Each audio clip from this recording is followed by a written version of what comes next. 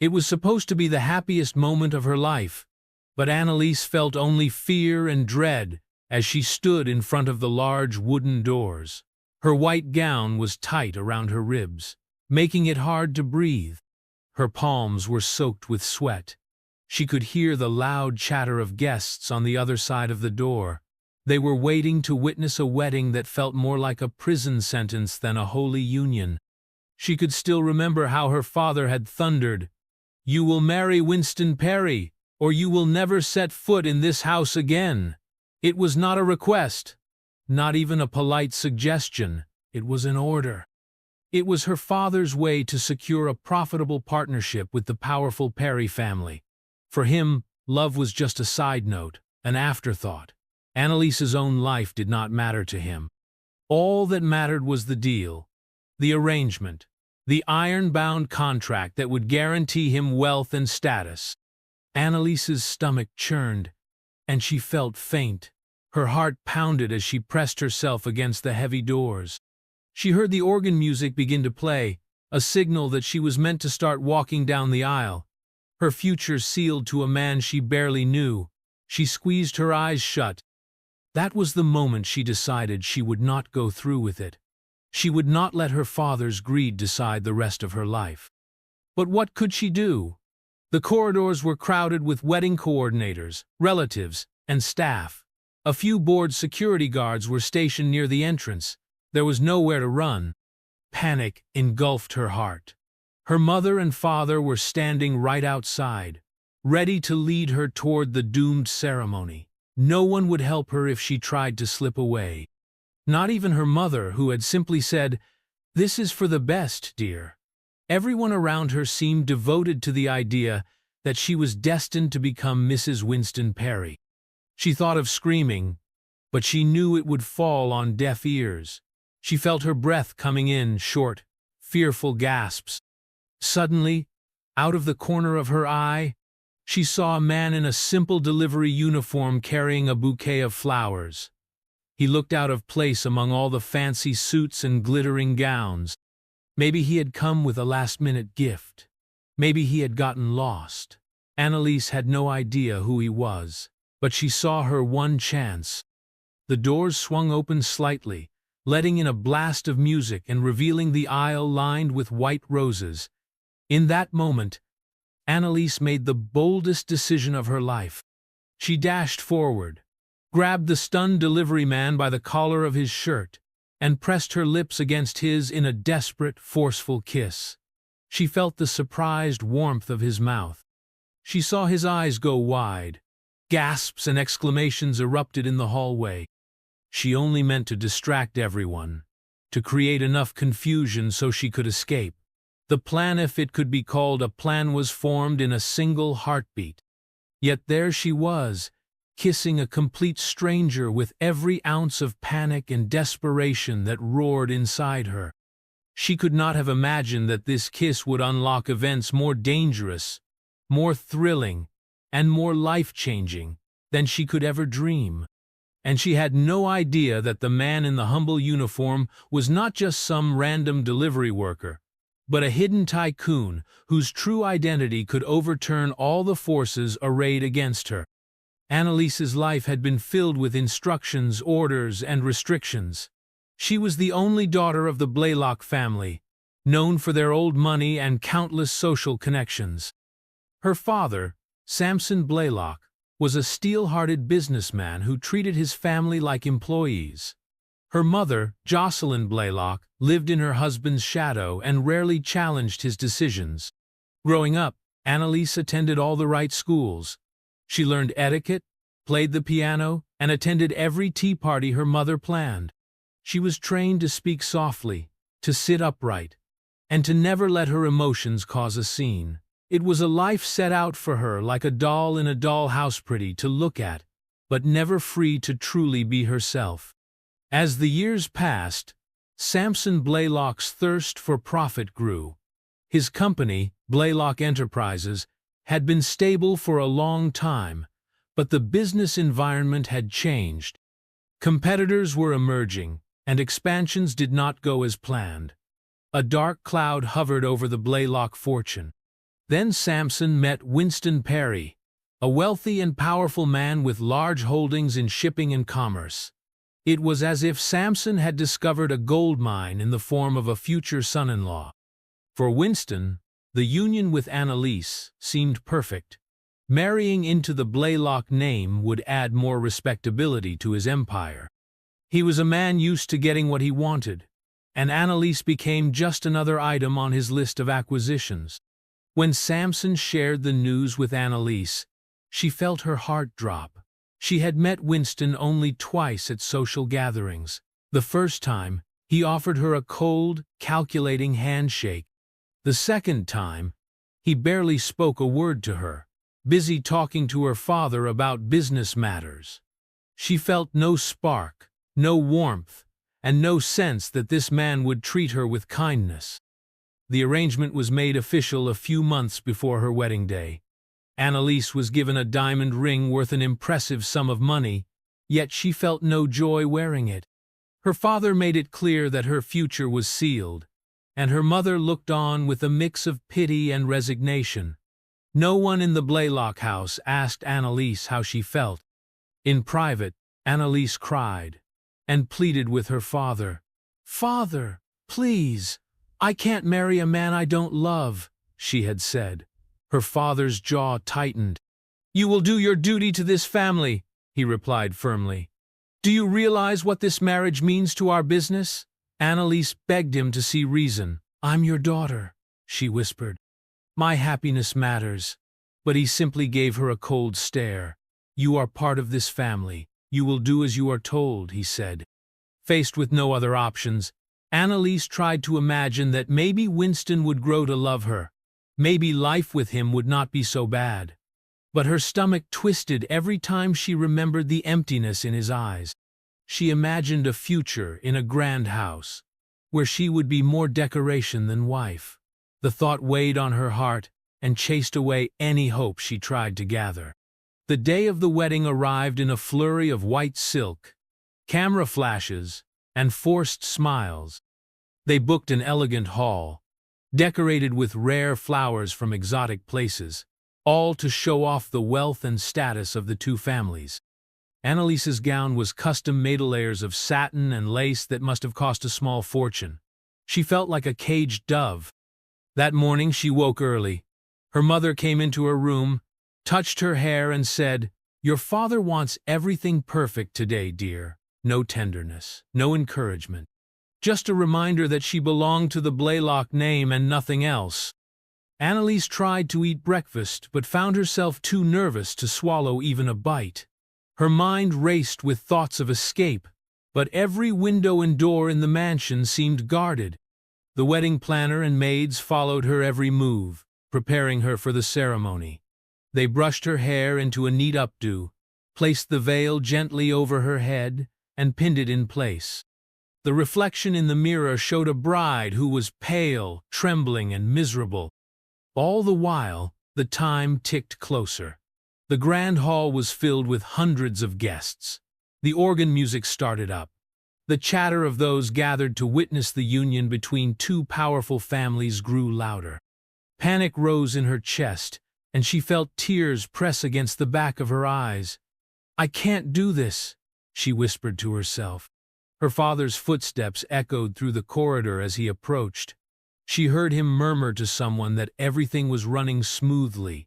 He had no idea how frantic Annalise felt. Then he knocked on the door and said, "Annalise, it's time." She could not reply. Her throat felt like it was closing. The hallway outside was bustling with staff and guests. She could see Winston standing near the stage through the crack in the door. He looked bored, checking his watch. She knew she had to run, but how? And then, in the midst of the chaos, the man in the delivery uniform appeared, carrying fresh flowers for the event. He was tall, with broad shoulders, wearing a simple cap with the logo of a local courier service. He seemed relaxed but slightly out of place, as if he had wandered onto a theater stage without a script. That was when Annalise acted on pure instinct. She pushed the door open, ignoring the startled glances of her parents. She sprinted forward in her heavy gown, nearly stumbling on the train. She saw the shock on the faces of the people in the corridor, and, in a flash, she grabbed the stunned delivery man by the collar and pulled him close. Their lips met in a sudden, forceful kiss. She felt his muscles tense under her grasp. Gasps rang out around them. The groom's family, her family, the wedding coordinator, everyone stared in stunned silence. It was such an outrageous act that no one seemed to know how to react. Letting go of him, she shoved his chest gently so she could slip into the crowd. Before anyone could stop her, she took off, heels clacking on the marble floor, her veil trailing behind like a stream of white smoke. She left the wedding behind, ignoring shouts of protest, ignoring her father's roar of rage. At that moment, she believed she would be free. She did not know where she was going or what she would do next. Hiding behind tall hedges outside the hall, Annalise tried to catch her breath. Her heart hammered against her chest as she scanned the parking lot for a way out. She spotted the delivery truck. The keys were in the ignition. Maybe the man had left them there, or maybe it was company policy. She did not have time to wonder. Voices grew louder behind her. She could almost taste the anger in the air as her father's men realized she had run outside. Annalise rushed toward the truck, her long dress catching on the gravel. She yanked the door open and climbed in, her white gown filling the seat. Her hands shook as she reached for the steering wheel. But she had barely turned the key when a firm hand caught her wrist. "Hey! Hey! What are you doing?" It was the same delivery man she had just kissed. She had just stolen a kiss from this man without asking, and now she was about to steal his vehicle. She felt overwhelmed by shame and desperation. "Please," she whispered, tears threatening to spill from her eyes. For a long moment, he stared at her. Then, without another word, he climbed into the driver's seat, shifted the truck into gear, and drove off. Annalise sank into the passenger's seat, relief fighting with guilt in her chest. She half expected him to yell at her or throw her out. Instead, he pressed on the accelerator, weaving the truck through the busy street and away from the wedding hall. She could see the commotion in the rearview mirror, her father's security guards running, Winston stepping out in confusion, and a crowd of onlookers shouting and pointing. Her heart still pounded from the adrenaline surge. Her father's people might try to chase her, but the truck disappeared onto a winding road, finally merging with city traffic. They drove in silence for a few minutes. Annalise was too shaken to speak. She glanced at the man's profile. He had strong features and a calm expression. He wore a simple cap, and his courier uniform looked neatly pressed. He glanced at her once in a while, as if making sure she was not about to faint. Finally, he pulled over by a quiet side street and turned off the engine. He looked at her with a mix of concern and curiosity. "Are you okay?" he asked softly. Annalise let out a shaky breath. "Do think so," she said. Her voice trembled. He reached into the back of the truck, found a bottle of water, and handed it to her. Annalise's hands shook as she opened it and took a few sips. She realized then how thirsty she was, how dizzy she felt from running in a heavy gown. In her hurry, she had not noticed how extremely tense her body was. "What happened back there?" he asked. His voice was gentle. Annalise swallowed hard and felt tears burning her eyes again. She had no idea how much to tell him. She did not even know his name. Yet, a part of her wanted to blurt out the entire story. She wanted to unburden the weight of her forced wedding, her father's threats, and the desperate kiss she had just stolen. Instead, she said, "My father was making me marry a man I don't love. I couldn't go through with it." The man nodded, as though he accepted her simple explanation. He glanced down at her wedding gown, the veil crumpled around her shoulders, and the expensive lace now dirty around the edges. She looked like a runaway bride from a tragic film. "I see," he said quietly. "Where do you want to go?" Annalise bit her lip. She had not thought that far ahead. "I don't know," she admitted, her voice hushed. If she went back home, her father would lock her away. If she tried to return to normal life, she might be kidnapped by her father's men or forced to return to Winston. She needed a safe place. The man studied her face for a moment, as though searching for signs of deception. Then he sighed. "I can take you somewhere to figure out your next steps," he offered. "But first, maybe you need to change out of that dress?" Annalise glanced down at the gown. It was a glaring symbol of what she was fleeing. She felt a sudden urge to strip off the layers of satin and lace, to be free of her father's plan. But where could she change? How could she disappear without money or resources? Without waiting for her response, the man started the engine again. "I know a small motel on the other side of town," he said. "It's not fancy, but it's quiet." She nodded, feeling relief flood her chest. "Thank you," she said, her voice barely more than a whisper.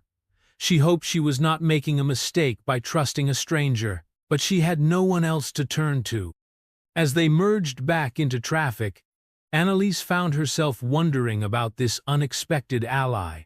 There was something kind in the way he spoke and moved, something calm about him, though she could not place why she felt it. For a moment, she remembered the kiss rush, hurried and filled with fear. Her cheeks flamed at the memory. She had never kissed anyone like that in her entire life. She felt mortified. "I'm sorry about earlier," she murmured, staring at her hands. "I wasn't thinking. I just needed a distraction." He glanced at her. His lips curved into a faint smile. "It's okay," he said. Relief washed over her. No anger, no demands, just calm acceptance. They drove on, and Annalise realized she still did not know his name, but she was too exhausted to ask. The stress of the past hour caught up with her, and she found herself drifting off, lulled by the hum of the truck's engine. Annalise woke with a start as the truck slowed to a stop in front of a rundown motel. The neon sign flickered, casting weak light onto the empty parking lot. The sun had begun to set, painting the sky in shades of orange and pink. She rubbed her eyes and tried to orient herself. "Stay here," the man said gently, turning off the engine. "I'll go see if they have a room." She watched him go into the motel office. Without her father's credit card or any money, she depended on this stranger's kindness. Her heart pounded with a mix of gratitude and worry. What if he was not who he seemed? But she had no choice. She had run away from everything she knew. After a few minutes, he returned with a key. He helped her out of the truck, offering a steady arm as she stepped down. Her dress was a tangled mess around her feet, collecting dust and dirt from the parking lot. She held on to him to keep from tripping over the layers of fabric. They entered a small room with a faded carpet and a single bed. The wallpaper peeled at the edges, and the light flickered once before settling into a dim glow. It was certainly not the luxury Annalise was used to, but it felt safe. The man set down a small bag he had carried from the truck. "I got you some basic toiletries from the motel desk," he said. Then he reached into his pocket, pulled out a bit of cash, and placed it on the small table by the window.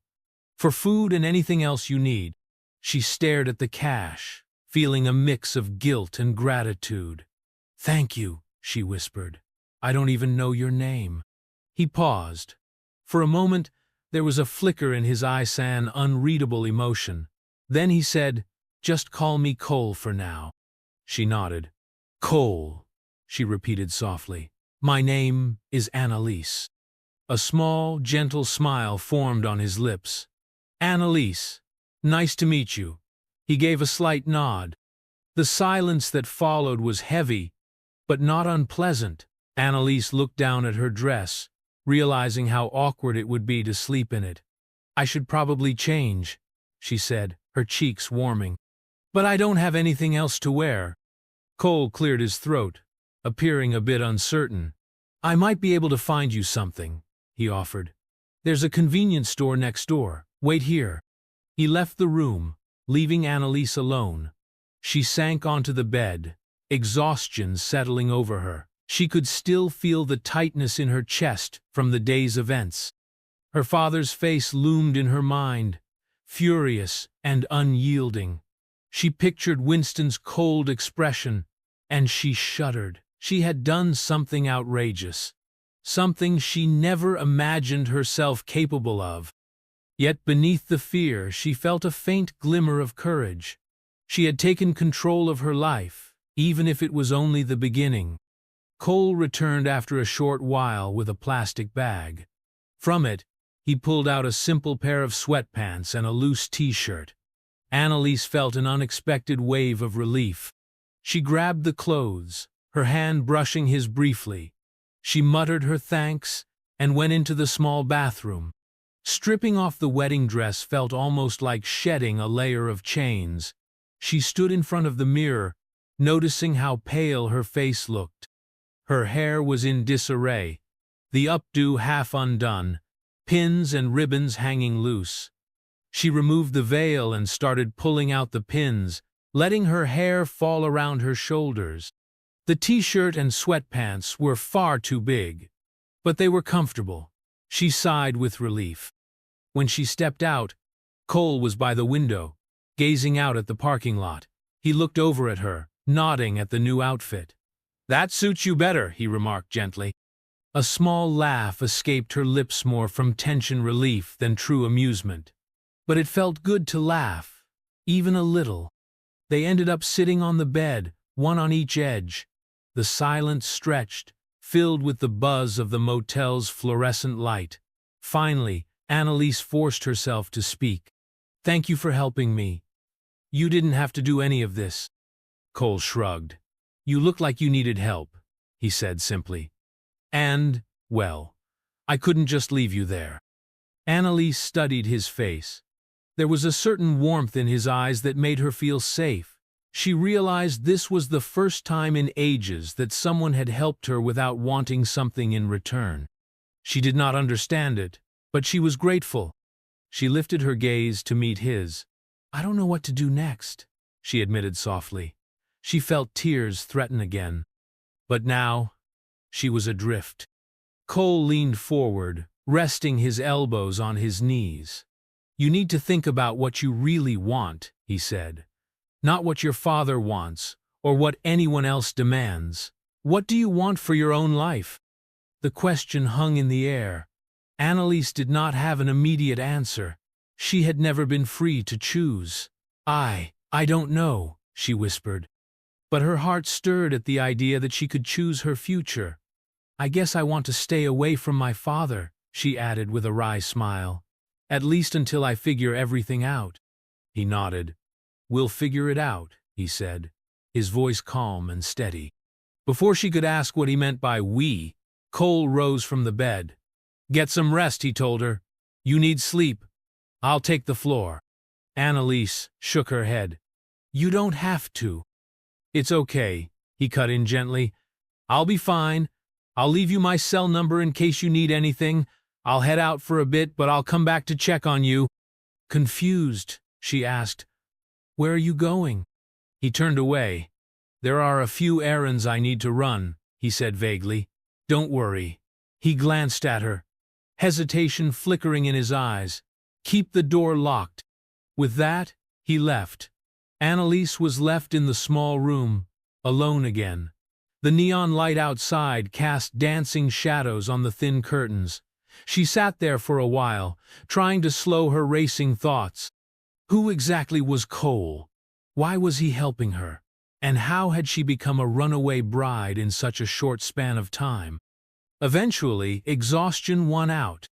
She pulled back the scratchy blanket on the bed, climbed under it, and stared at the water-stained ceiling until her eyes closed and sleep overtook her troubled mind.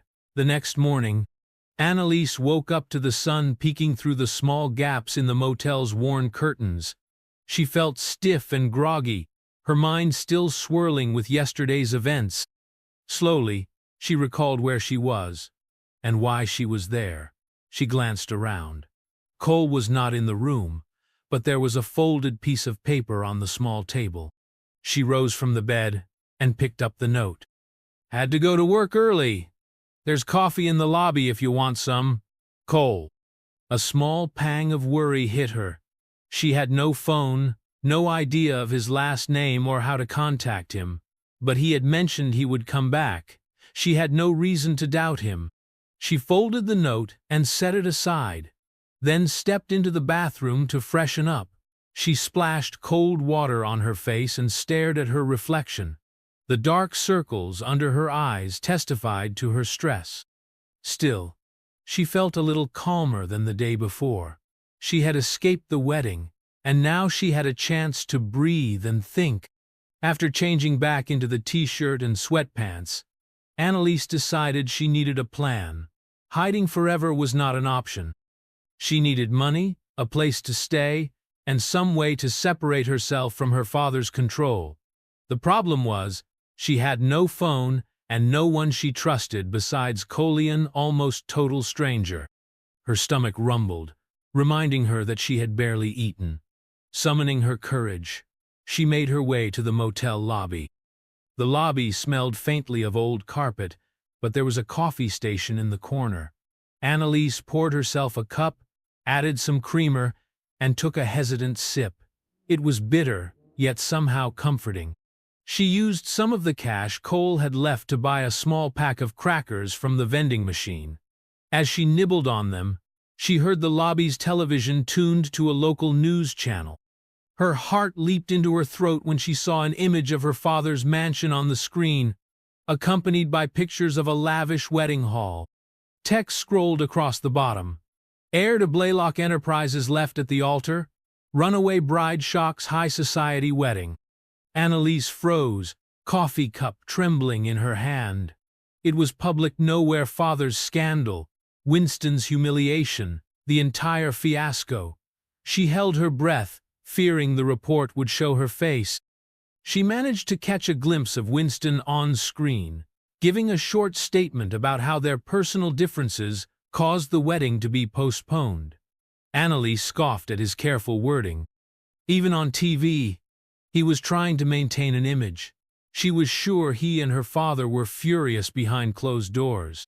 She hurried back to her motel room, heart pounding. She did not want anyone to recognize her.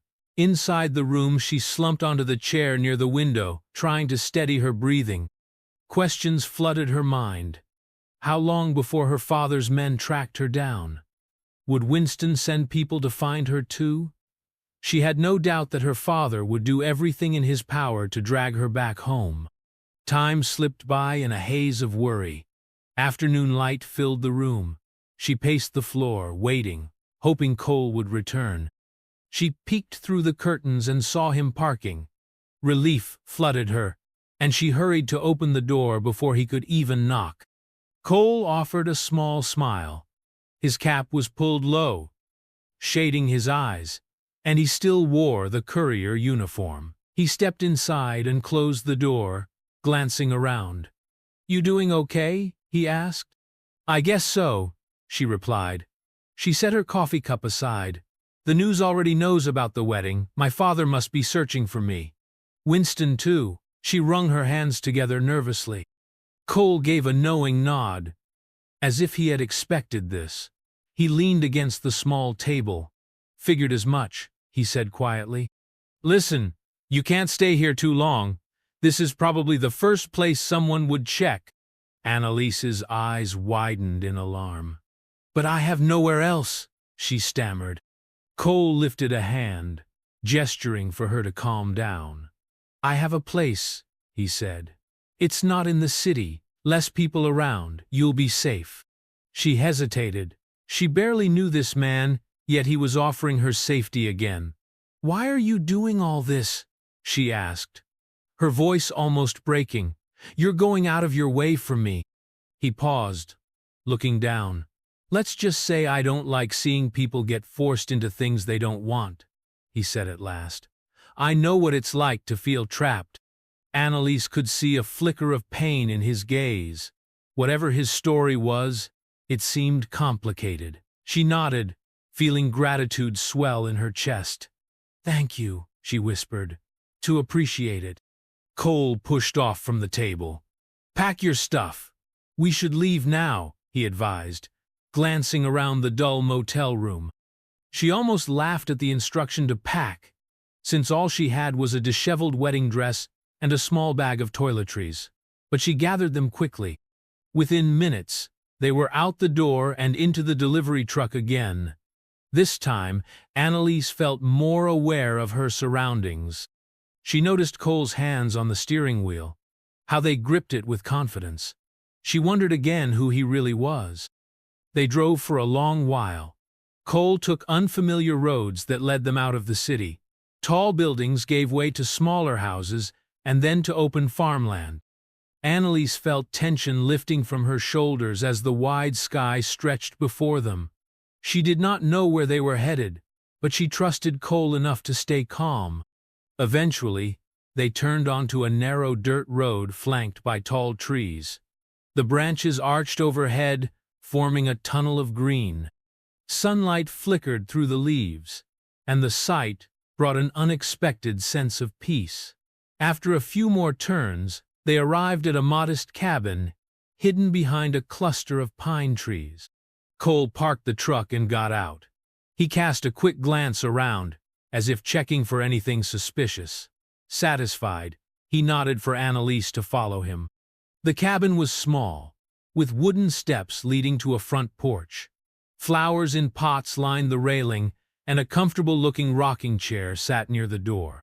"This place belongs to a friend," Cole explained. "They're away for a while. They said I could use it if I needed space." Annalise looked around, breathing in the fresh air. It felt like a different world compared to the bustling city and stuffy mansion she had left behind. "It's beautiful," she murmured, her eyes taking in the warm sunlight and swaying trees. Cole's smile was brief and a bit sad. "You can stay here," he said, "at least until you figure out what you want to do next." The inside of the cabin felt cozy and welcoming. The living room was furnished with a worn sofa, a small wooden coffee table, and shelves filled with old books. A kitchen area stood just off to the side, equipped with basic amenities. A short hallway led to a single bedroom and a bathroom. The windows let in natural light, making the cabin feel airy despite its size. Cole set Annalise's few belongings in a corner, then pulled open the curtains to let in more sunshine. Dust motes danced in the beams of light. "There's not much cell reception here," he warned her, "but there's a landline if you need to make any calls." Annalise nodded absently. She walked over to the window, peering out at the tall trees. It felt surreal to be so far from everything she knew. She realized she had no idea how to cook or clean for herself. At home, servants had always taken care of those tasks. The thought made her feel both embarrassed and determined. Maybe this was her chance to learn to stand on her own feet. "Thank you," she said quietly, turning to face Cole. "Really, you don't know how much this means to me." He waved off her gratitude, shifting uncomfortably. "It's nothing," he said. But she could tell it was not nothing. He was going out of his way, risking involvement in her complicated life. She felt a warmth in her chest that was entirely new. They spent the rest of the afternoon settling in. Cole showed her how to light the cabin's old-fashioned fireplace, how to use the gas stove, and where to find basic supplies. She listened carefully, determined to handle her share of responsibilities. She caught him glancing at her every now and then, as if worried she might break down or try to run away again. But she felt safer here than she had anywhere else. As the sun began to set, Cole made a simple dinner of grilled cheese sandwiches and soup. Annalise insisted on helping, though she fumbled with the utensils and nearly burned her fingers. She felt silly, but Cole didn't laugh. Instead, he calmly guided her, showing her how to flip the sandwich without spilling it. They ate at the small dining table, the night air slipping in through the open windows. Crickets chirped outside, and the scent of pine filled the cabin. Annalise sighed, feeling a strange sense of peace. It was the first real meal she had enjoyed in a long time. While they ate, she asked him about his job as a delivery man. "So, do you just deliver flowers and packages?" she asked, trying to learn more about him. He hesitated for a moment, then nodded. "Yeah," he said. "Flowers, documents, you name it. I do a lot of different errands for clients." She wondered if that was the whole story. There was a certain gravity in his eyes, as though he was hiding more. But she had no right to pry, given that she was the one who had turned his life upside down with a stolen kiss. After dinner, Annalise helped wash the dishes, fumbling with the sponge and dish soap. She felt grateful to have something normal to do, a task that made her feel a tiny bit independent. Cole dried the dishes and put them away, occasionally giving her a small nod or encouraging smile. When everything was done, he turned to her with a gentle expression. "Get some rest," he advised. "You've been through a lot." She nodded, feeling exhaustion in her bones. "What about you?" she asked.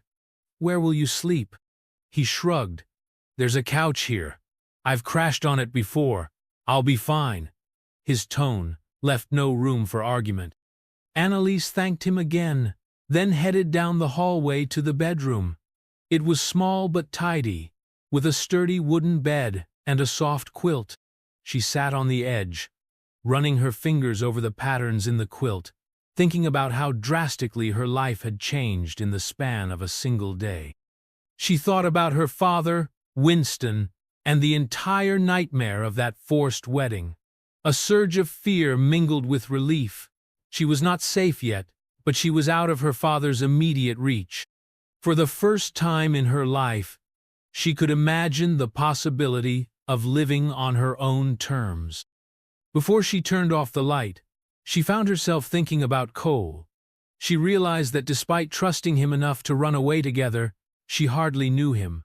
He was polite and calm, even gentle. But what if her father discovered she was with him? Would Cole be in danger? Pushing aside the worries, she decided to take everything one day at a time. She slipped beneath the covers, turning off the lamp on the bedside table. Darkness embraced the room, save for the faint glow from the hallway light. She listened to the quiet hush of the forest outside and the occasional creak of the cabin's wooden frame. In that peaceful stillness, she drifted off into a deep, dreamless sleep. Days turned into a week, and Annalise settled into a routine with Cole in the cabin. Every morning she would wake up to birds singing outside. She would make coffee, learning not to spill the grounds everywhere, and scramble eggs on the small stove. Her attempts were clumsy at first, leading to burnt edges and watery eggs, but Cole never complained. He ate them with a smile, insisting they tasted fine. Cole left during parts of the day for his delivery job, promising to keep their location a secret. Annalise would pass the time reading some of the old books on the shelves. Many were mystery novels, worn from years of use. She found herself drawn into their stories, though her mind often wandered, worried about the outside world. At night, Cole returned, sometimes carrying groceries or news from the city.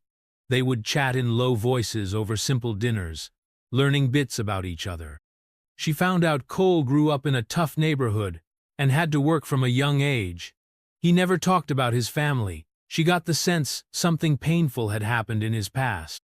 Annalise told him a bit about her life, about the strict schedule her parents forced on her, how she had yearned for simple freedoms. She admitted she did not know how to drive, had never been on public transportation, and never handled her own finances. Cole listened without judgment, occasionally shaking his head at the idea of her having no control over her own life. But even in this quiet refuge, tension lurked in the background.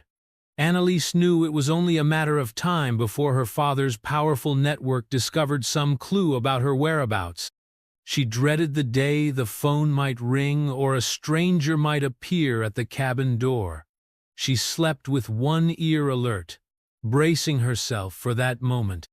Sometimes, she thought about leaving on her own, disappearing to another city where no one would find her, but that idea terrified her. She barely knew how to take care of herself, and she had no money. Cole had become her anchor, her only friend in a storm. One afternoon, as Cole returned from a delivery run, he wore a troubled expression. Annalise met him in the living room, heart skipping a beat at the look in his eyes.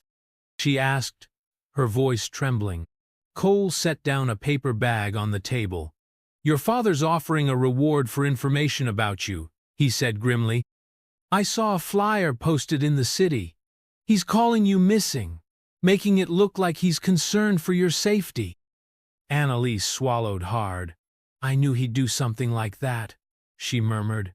She felt a swell of panic. "Do you think anyone followed you here?" He shook his head. "I made sure, but we need to be careful," he advised, his voice gentle. "This is a big city, and your father has a lot of connections." Annalise dropped into a chair, pressing her hands to her eyes. "I don't want to go back," she whispered. "He'll force me to marry Winston, or worse." Cole's gaze softened. He reached over and gave her shoulder a reassuring squeeze. "We'll figure something out," he said, echoing the same words he had given her that first night. Despite her fear, Annalise felt a flicker of courage. She realized she could not hide forever. She needed to learn how to stand on her own and maybe even prepare for the day her father caught up with her. She squared her shoulders and took a shaky breath. "Cole," she said softly, "will you teach me to do things on my own, like drive a car, open a bank account, basic skills?" He raised his eyebrows, then nodded with a small smile. "Sure," he said. "We can start with driving if you'd like, but we have to be cautious about where." Annalise nodded eagerly. "I'll do whatever it takes," she promised. She felt a surge of determination. If she was going to forge a new path, she needed the skills to back it up. The next few days saw a change in their routine. Cole took her to an empty stretch of road near the cabin. It was surrounded by farmland, and hardly any cars passed by. He parked his truck and walked her through the basics, adjusting the seat, the mirrors, and the seat belt. Annalise felt clumsy and anxious, afraid she might crash the truck on the first attempt. Cole's patience never wavered. He calmly explained how to shift gears, how to press the gas and brake pedals. She started the engine, her hands shaking on the steering wheel. She managed to inch forward at a snail's pace, feeling both triumphant and terrified. "Good job," Cole praised her, guiding her left hand at the top of the wheel. "Remember, gentle on the pedal." They spent hours practicing, moving at slow speeds, practicing turns in an empty field. Annalise would sometimes stall the truck or turn too wide, but Cole never scolded her. He just gave gentle suggestions, occasionally placing his hand over hers to steady the wheel. That small touch made her heartbeat flutter in a way she had never experienced. In the evenings, they talked about finance to save money, how to open an account at a bank. She realized it was not as complicated as she feared, but it required identification and paperwork. She would need to be careful not to alert her father.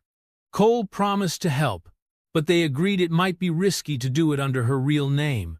That was a problem they would solve later. During all of this, an unfamiliar warmth grew between them.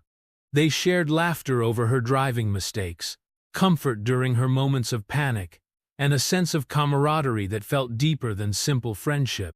Annalise began to notice the small details about Cole, how his eyes softened when he smiled, how his voice carried a quiet strength. She found herself thinking about that desperate kiss more often, wondering if it had sparked something between them beyond mere chance. Yet neither of them spoke openly about their feelings. There was always the shadow of her father's pursuit, the danger of being discovered. Still, as the sun rose day after day over that quiet cabin, their bond strengthened. Annalise felt more alive than she ever had within the sterile halls of her family mansion. She began to glimpse a new version of her cell phone who might stand on her own, guided by her heart rather than her father's demands. Almost 2 weeks had passed since Annalise had fled the wedding. She had grown used to the calming routine at the cabin and her driving lessons with Cole. She felt more confident now, actually driving the truck up and down the dirt road without stalling. She could feel a new self taking shape, someone capable, someone who did not quake under her father's orders. The morning sun slanted through the pine trees as she stood on the cabin's porch sipping a cup of coffee. She heard the sound of a car engine approaching, which made her stiffen. Cole had gone to make a delivery, and he would not be back for a few hours. No one else was supposed to come here. Her heart pounded. She set the coffee cup aside and peered around the corner of the cabin. A sleek black car rolled up the dirt road, its windows tinted. Alarm bells rang in her mind. She glanced around for a hiding spot.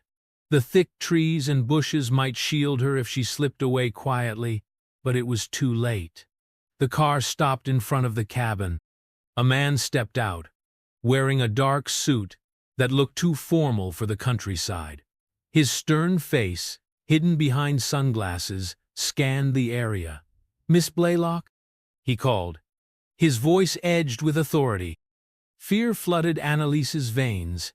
She recognized him as one of her father's security officers. How had he found her? She thought about running, but she was frozen to the porch, caught like a deer in headlights. "Miss Blaylock," the man repeated. He took off his sunglasses, revealing cold eyes. Another man emerged from the driver's side, also wearing dark clothing. Together, they approached the porch. She forced herself to speak. "What do you want?" Her voice came out shaky, but she tried to stand tall. The first man placed his foot on the bottom step. "Your father is worried about you," he said, the lie obvious in his detached tone. "He wants you to come home." Annalise balled her hands into fists. "I'm not going back," she insisted. "He can't force me to marry Winston." The two men exchanged a glance. The second man spoke up. "Your father's orders are clear," he said with a shrug. "We're to bring you back, one way or another."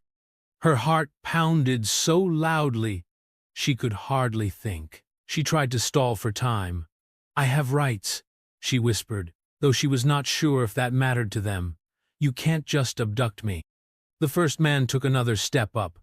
"We're not abducting you, miss," he said in a tone dripping with fake politeness. "We're ensuring your safety."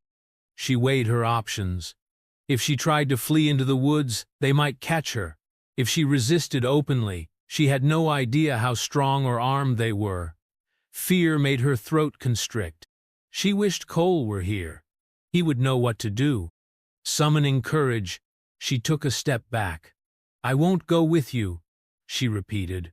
Her voice trembled, but she tried to sound firm. "Leave, or I'll call the police." They exchanged another look.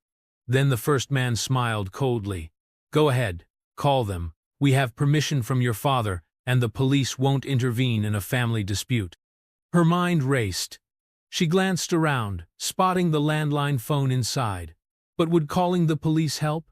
Her father's influence was substantial, and they might do nothing to help her. In the back of her mind, she wondered if there was some legal measure she could take.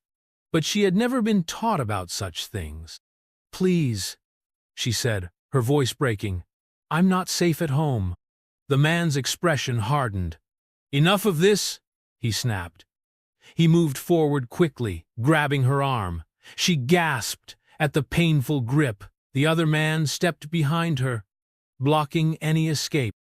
Adrenaline surged, and she tried to twist free, but the man's grip was too strong. Panic flared in her chest. They were going to drag her back to the city, back into her father's grasp.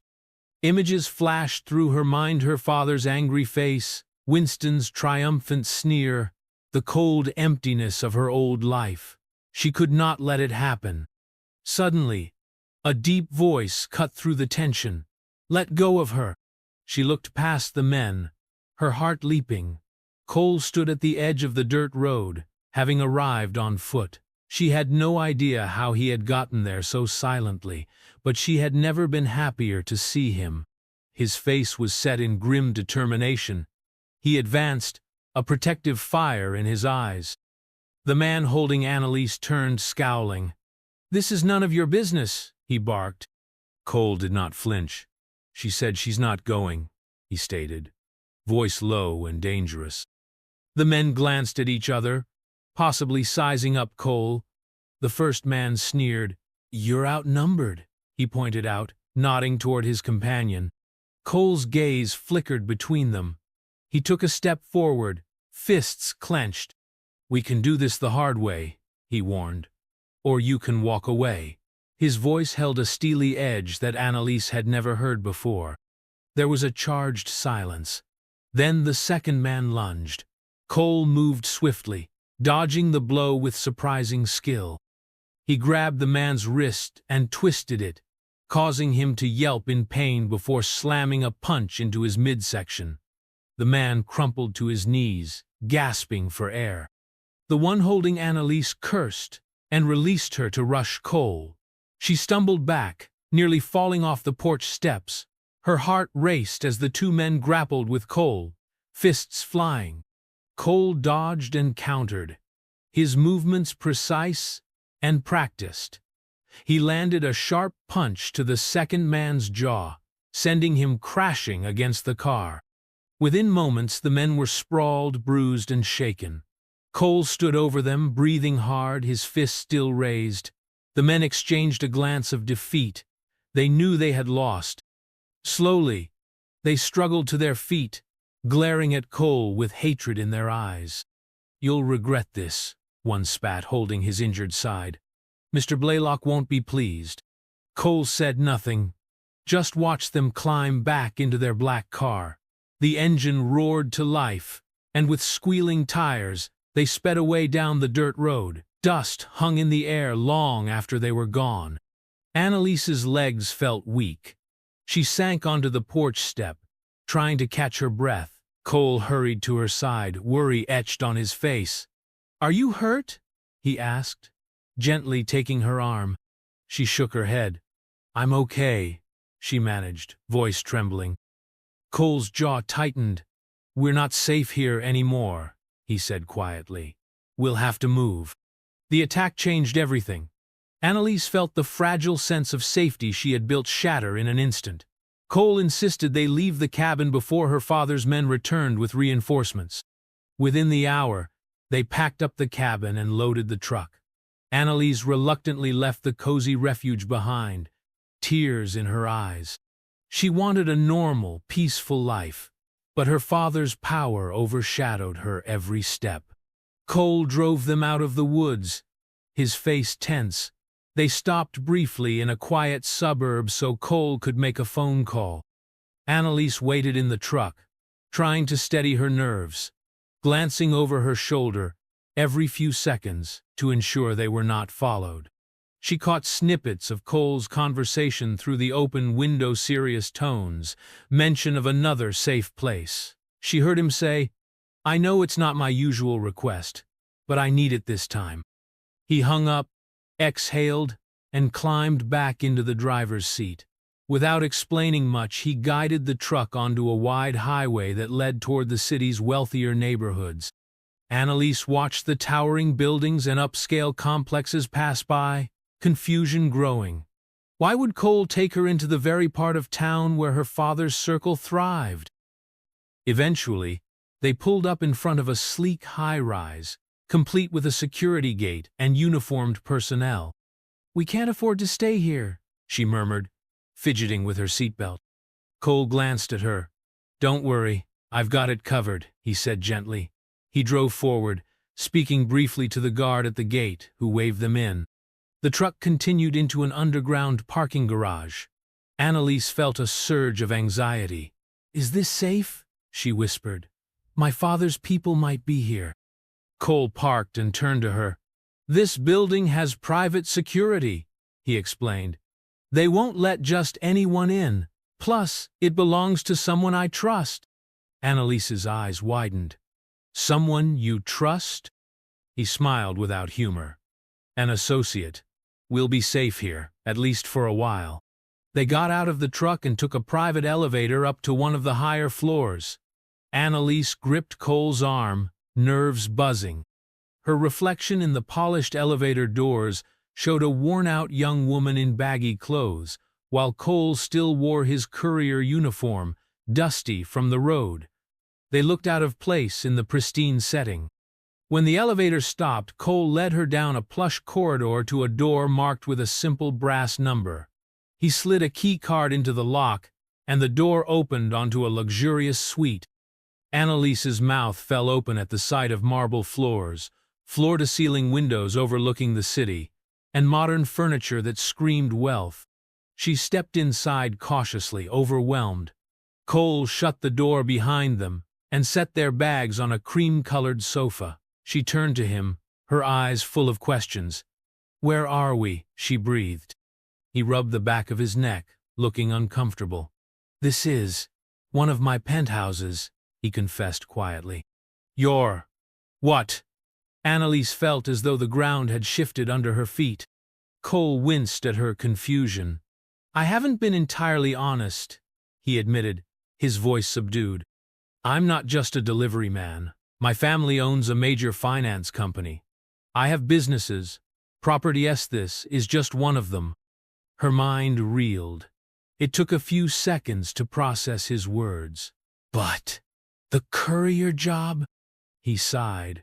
"It's complicated. I was raised in a wealthy family, but it wasn't a happy life. After a big disagreement with my father, I decided to step away from that world and live on my own terms. Delivering packages was an escapee way for me to see life from a different perspective, to meet real people, and do something honest. I didn't want to be a puppet in the corporate machine."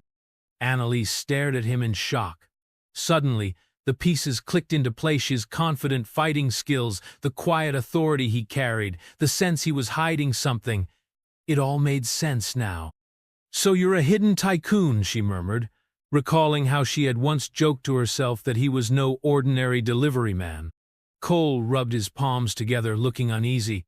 "I'm sorry I didn't tell you sooner," he said, his voice tinged with guilt. "I wanted you to trust me for who I am, not for the wealth or power I have." Annalise felt a swirl of emotions. Part of her was hurt that he had kept this secret.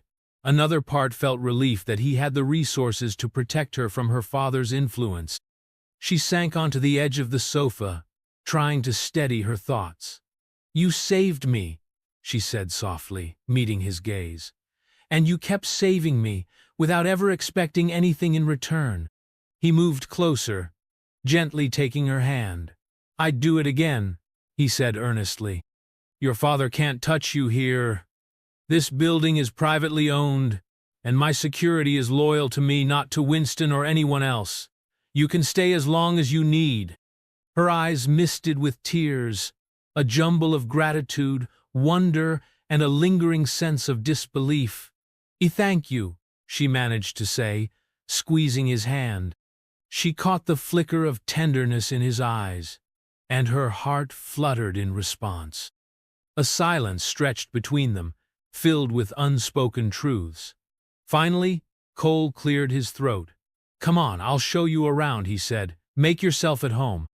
Annalise followed him through the lavish apartment, marveling at the expansive living room, the state-of-the-art kitchen, and the bedrooms with panoramic city views. Each space was decorated with tasteful modern art. The walls were lined with shelves holding books, some in foreign languages.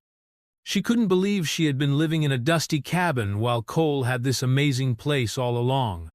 Still, she did not resent him for it.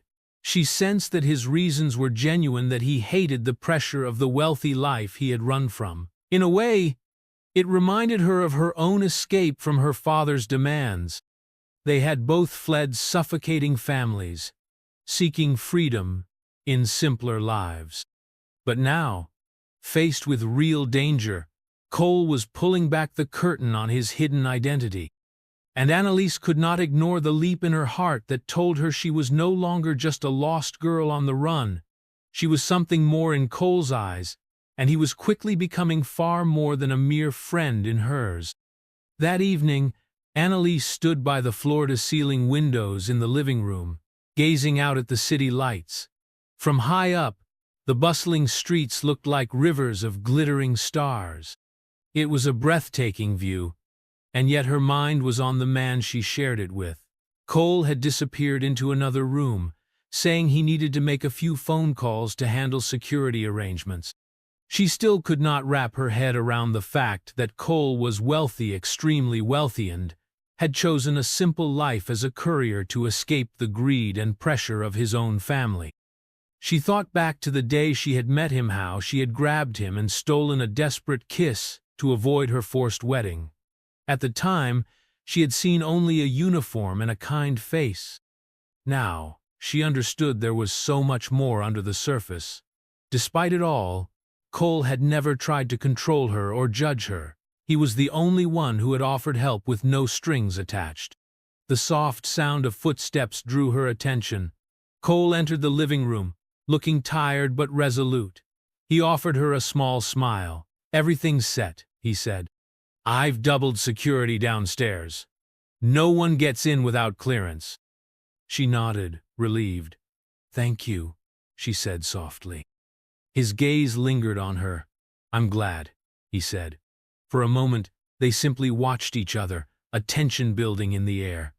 Annalise felt her cheeks warm under his intense but gentle look. She sensed there were things they both wanted to say, but neither knew where to begin. Clearing his throat, Cole turned toward the kitchen. "You hungry? I can fix us something." She followed him, grateful for the break in tension. They rummaged through the well-stocked fridge. Despite the gourmet ingredients available, they settled on a simpler meal: stir-fried vegetables with chicken. Annalise tried her hand at chopping peppers while Cole worked on the sauce. It reminded her of their days in the cabin, except now they had high-end appliances and a sweeping view of the city. While they cooked, conversation flowed. She asked him about his decision to leave his family's empire. He explained that his father had wanted him to join the corporate ranks, to marry into another influential family, and to strengthen their business empire even more. He had refused, choosing a path that felt more honest to him, despite the wealth he had walked away from. As they ate at the sleek dining table, Annalise opened up about her own struggles, her father's relentless pursuit of status, and her fear that Winston might find a way to trap her into marriage. Cole listened intently, occasionally reaching out to squeeze her hand reassuringly. After dinner, they cleaned up together. Then they settled on the sofa, the city lights twinkling behind them.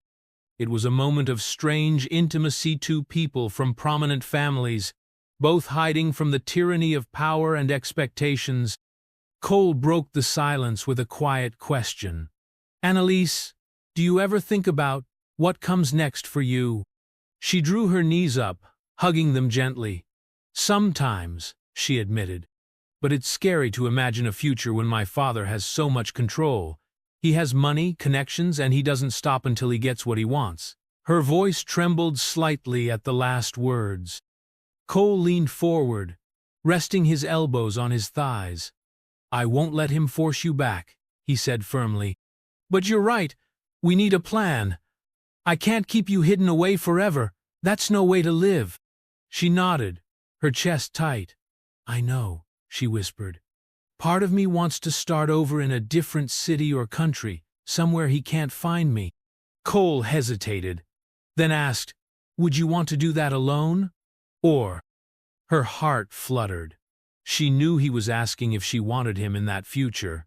She swallowed hard, not entirely sure how to express what she felt. So much had happened in such a short time, yet she could not deny the closeness growing between them. Softly she replied, "I don't want to be alone anymore. Not if I have the choice."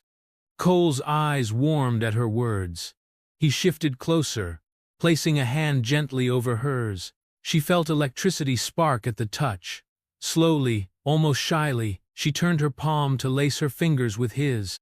They sat like that for a while, hands entwined, the quiet hum of the city below them. Annalise felt the urge to bring up the kiss that had started it all. She glanced at him, recalling the feel of his lips against hers, even though it had been so rushed and desperate. Her cheeks grew warm at the memory. As though reading her mind, Cole spoke softly. "That day at the wedding hall, when you kissed me, I've been trying to figure out if it meant anything to you." She took a steadying breath. "At first it was just panic, a way to cause chaos so I could run," she admitted. "But now, after everything you've done for me, it means a lot more." He nodded, lips curving into a gentle smile. He reached up to brush a strand of hair behind her ear. "I'm glad to hear that," he murmured. His thumb caressed her cheek, causing her stomach to flip. In the quiet moment that followed, she felt an irresistible pull. This time, the kiss was slow, tentative, and sweet. Their lips met in a lingering warmth that sent a shiver of comfort and desire through her entire body. It was nothing like the frantic kiss in the wedding hall. This was a kiss born of understanding, gratitude, and a spark of genuine affection. When they finally broke apart, her heart was thundering. She saw the same breathless wonder in Cole's eyes. In that moment, the city lights felt distant. All that mattered was the closeness they shared on that sofa. Her old lifer father, Winston, the forced wedding felt like a bad dream she was finally waking from. She knew reality was not so simple. But as Cole stroked her hair, she allowed herself to believe just for a moment that happiness might be within reach.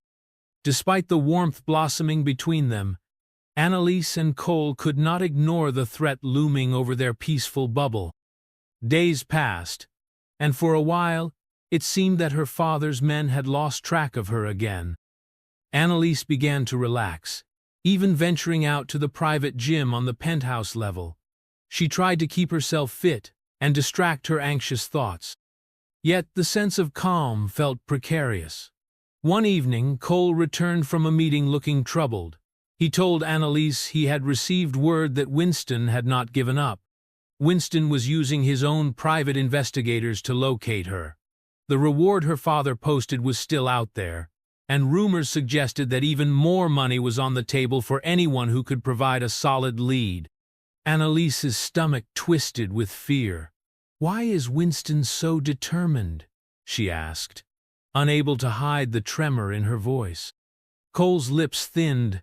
"I think it's about pride," he said. "He didn't just lose you, he lost face in front of his peers. He doesn't want to look weak, and your father hates public embarrassment. He probably wants to prove he can fix the family mess." She sank onto one of the plush armchairs, feeling her hands tremble. Cole moved to her side, kneeling, taking her hands gently. "We'll figure out a permanent solution," he said. "Maybe we can travel abroad for a while, wait until they lose interest." She nodded, but inside she felt like a cornered animal. They might chase her to the ends of the earth if they were determined enough, and she was tired of running. She looked into Cole's eyes, seeking strength. "If we run, will it ever end?" she whispered. He hesitated. "If your father or Winston never give up, we might be looking over our shoulders forever," he admitted. "But maybe we can fight back." Annalise frowned, uncertain. "How?" she asked in a hushed tone. Cole stood, pacing the room. "We can use the legal system," he suggested. "You can file a restraining order or even press charges if they threaten you again. With enough evidence of harassment, they could face legal consequences. And you could gain your independence, free from your father's control." She blinked at the idea.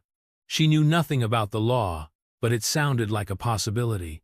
Could she stand in court and testify against her own father? The thought made her heart pound. Yet maybe it was the only way to truly be free. Before they could delve deeper, the phone rang, jarring them both.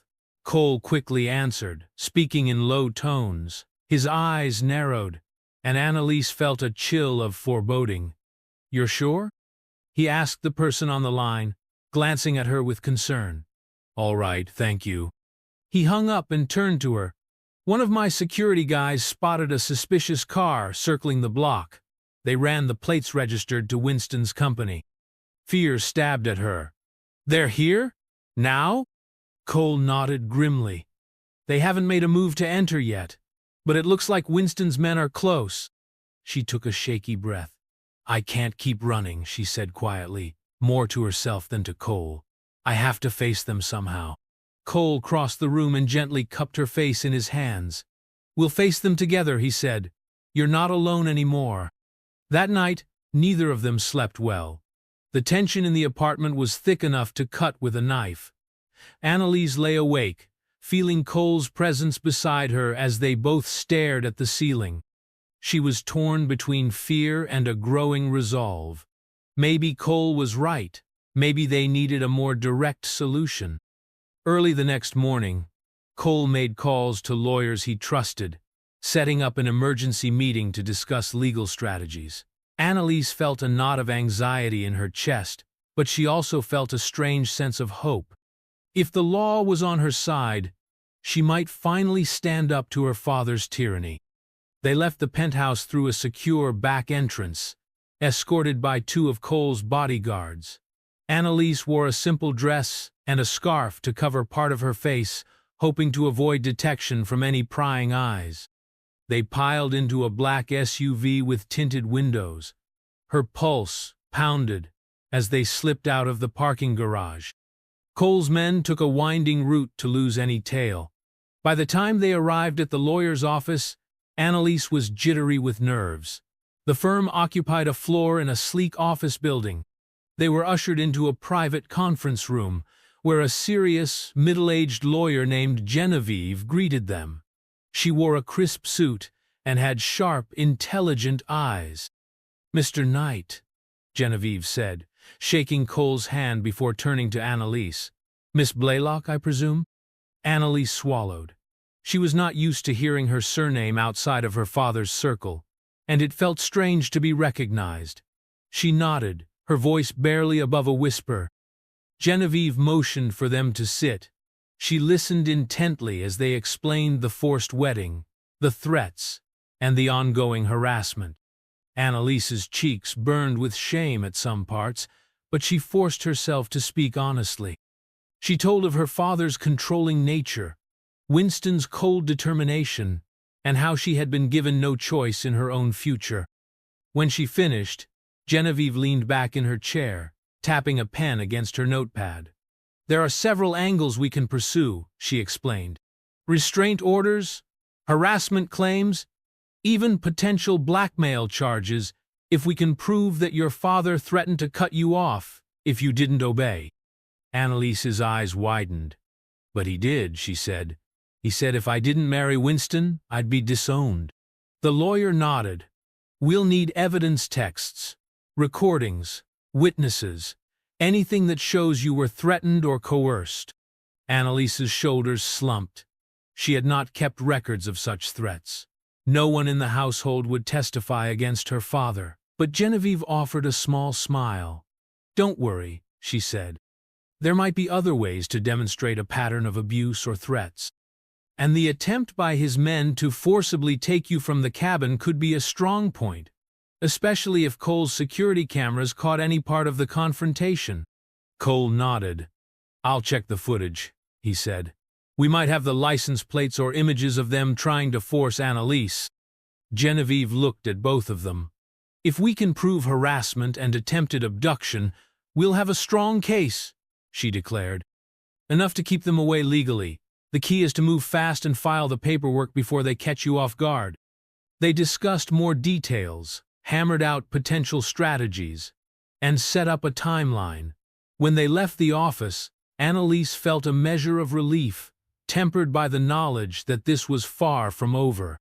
She squeezed Cole's hand as they stepped into the elevator, silently thanking him for standing by her side.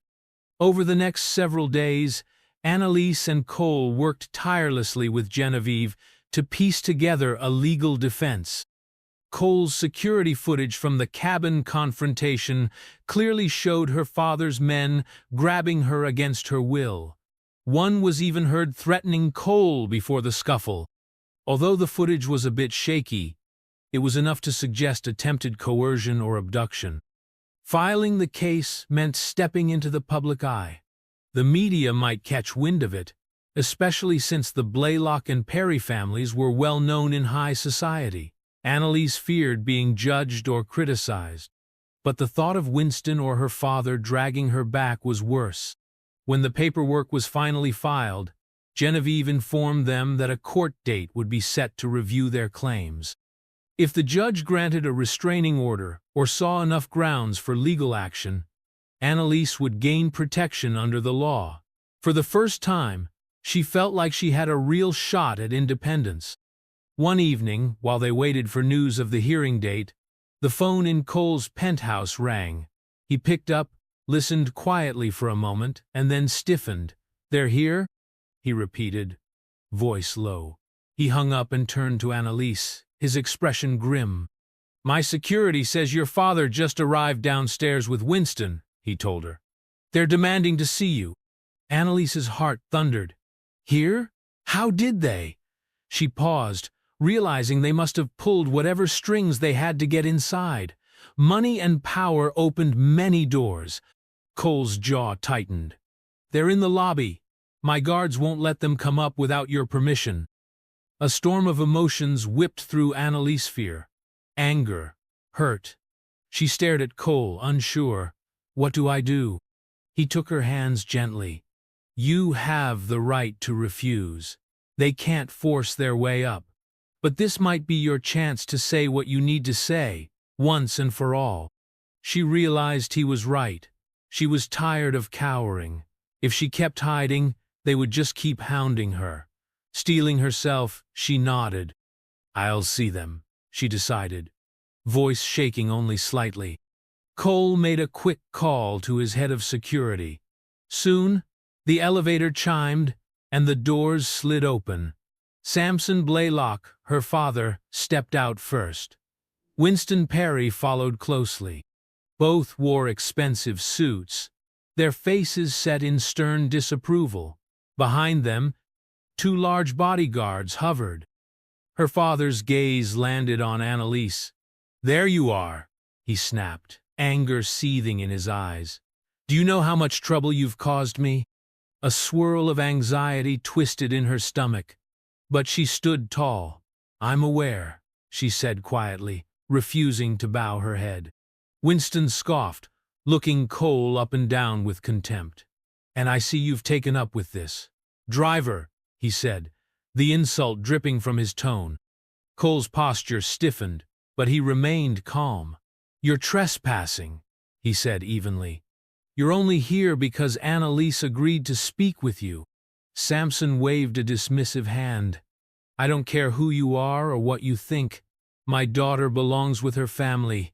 You've meddled enough." He turned on Annalise. "You will come home. We'll smooth this out. Arrange the wedding again. Do you realize how many business deals are tied to your union with Winston?" Winston stepped forward. "I'm willing to overlook your recent behavior, Annalise," he said, his voice dripping with arrogance. "If you come back and do as you're told, we can rebuild our arrangement." Annalise felt a wave of revulsion. She lifted her chin, determination flooding her. "I am not a contract," she declared, her voice clear. "I will not marry you, Winston." Her father glared, his temper close to boiling. "You ungrateful child," he roared. "I raised you, gave you everything. Now you're throwing it away for some lowly delivery boy?" Cole's eyes flashed, but Annalise placed a hand on his arm to steady him. She faced her father head-on. "You never gave me freedom. You never let me choose anything for myself. I won't live that way anymore." A tense silence gripped the room. Winston looked like he wanted to lash out, but he held back, probably aware of Cole's security presence. Samson's face was red with rage. "You'll regret this," he growled. You can't survive without the Blaylock name. Annalise's eyes stung with tears she refused to shed. I'd rather have nothing than live as a puppet, she said softly. Winston sneered, turning to Cole. So this is your plan? Hiding her away so you can mooch off her status? Cole's jaw clenched, but he stayed composed. My status is none of your concern, he said. And Annalise is free to make her own decisions. Samson scoffed. You think you can stand against me? Against Winston? We have resources you can't imagine. Cole took a measured step forward, his gaze never wavering. Actually, my resources are more than enough, he said quietly. He motioned to the luxurious penthouse. And I'm prepared to use them to protect Annalise legally, financially, and personally. You can't bully her anymore. Samson fell silent for a moment, possibly realizing Cole was not just a delivery man, but a true heavyweight. Winston's face twisted in frustration. They had walked into a lion's den, expecting to intimidate, only to find someone equally powerful standing guard. Finally, Samson spat. Then we'll see you in court. I have lawyers of my own. Annalise squared her shoulders. I'm ready, she declared. Her voice still trembled. Realizing they would get nowhere, Samson and Winston retreated in a flurry of threats and disdainful looks. They stepped back into the elevator, accompanied by their bodyguards, leaving an oppressive silence behind. When the doors slid shut, Annalise let out a long, shaky breath. Cole wrapped a supportive arm around her shoulders, pulling her close. Her heart hammered from the confrontation, but beneath the adrenaline, she felt a swell of pride. She had finally stood up to her father and Winston, refusing to bow. It's going to be okay, Cole murmured, guiding her away from the elevator. Whatever happens next, we'll face it together. Tears slipped down her cheeks, a mixture of relief and fear. For the first time in her life, she believed she could choose her own destiny, and she chose to walk that path with the man who had risked everything for her freedom. Over the weeks that followed, the legal battle raged. Samson Blaylock and Winston Perry filed countersuits, accusing Annalise of breach of contract and defamation. Genevieve fought back fiercely, citing the recorded attempts at forcing her into a marriage against her will, along with the footage of Samson's men using physical force. The media caught hold of the story, turning it into a spectacle. Some reports painted Annalise as a rebellious daughter, others championed her as a woman fighting for autonomy. Throughout the turmoil, Cole stayed by her side. He shielded her from reporters who tried to ambush her for statements, arranged private transportation so she could safely attend court hearings, and stood with her in the courtroom.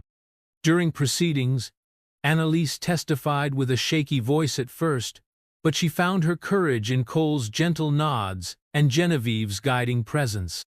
She spoke about the controlling environment she grew up in, how she was never allowed to make her own decisions, and the terror she felt being forced to marry Winston. The judge listened carefully, asked pointed questions, and studied all the evidence. Cole's security footage and testimony from a few staff members who had discreetly left Samson's employment tipped the balance. Their statements revealed that Samson often threatened Annalise with disinheritance if she did not comply. The staff recounted witnessing Winston discuss Annalise like an asset.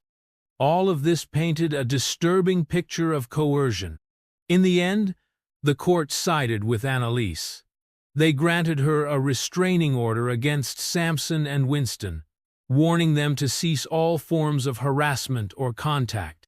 While her father's power was not entirely dismantled, this legal victory meant he could no longer legally force her back or arrange her marriage without facing severe consequences.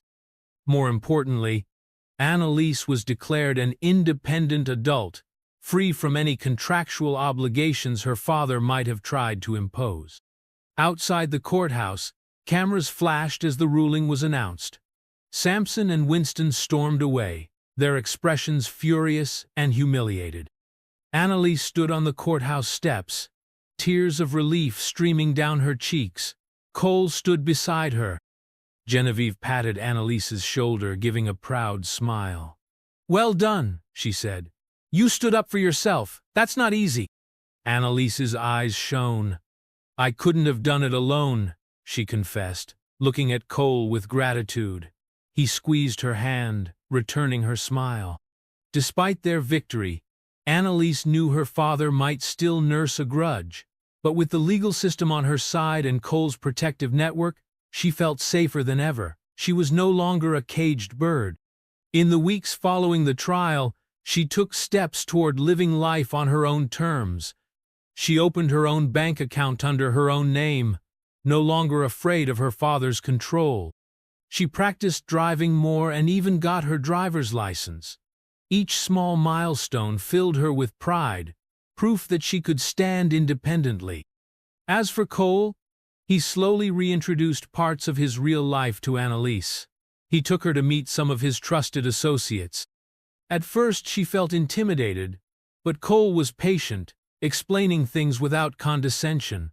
She discovered that he was not the cold executive she once imagined wealthy heirs to be.